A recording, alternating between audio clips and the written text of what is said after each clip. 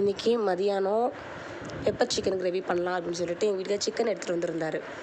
வீட்டில் எல்லாருக்குமே கோல்டு சளி, அதனால் சரி ஓகே நல்லா பெப்பர் தூக்கலாக போட்டு செய்யணும்னு சொல்லிட்டு பெப்பர் சிக்கன் கிரேவி பண்ண சொன்னார். ஆனால் நான் என்ன பண்ணிட்டேன், பெப்பர் தூக்கலாக போடுறதுக்கு பதிலாக உப்பு தூக்கலாக போட்டேன்.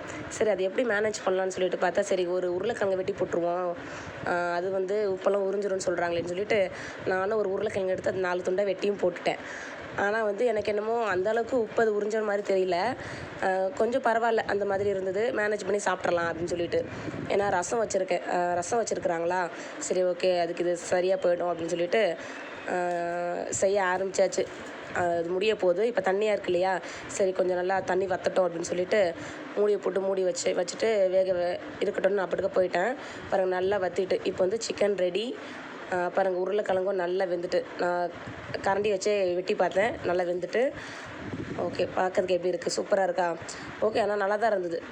சாதத்துக்கு வச்சு சாப்பிட்றதுக்கு சூப்பராக தான் இருந்துச்சு. இது ஈரல் வந்து நம்ம டிபார்ட்மெண்ட் கிடையாது. ஓகே நீங்களும் இந்த மாதிரி மிஸ்டேக் பண்ணியிருந்தீங்கன்னா இதுக்கப்புறம் பண்ணாதீங்க சரிங்களா? ஏன்னா உப்புள்ள பண்டம் குப்பையிலே, அதனால் கரெக்டாக போட்டு பண்ணுங்கள்.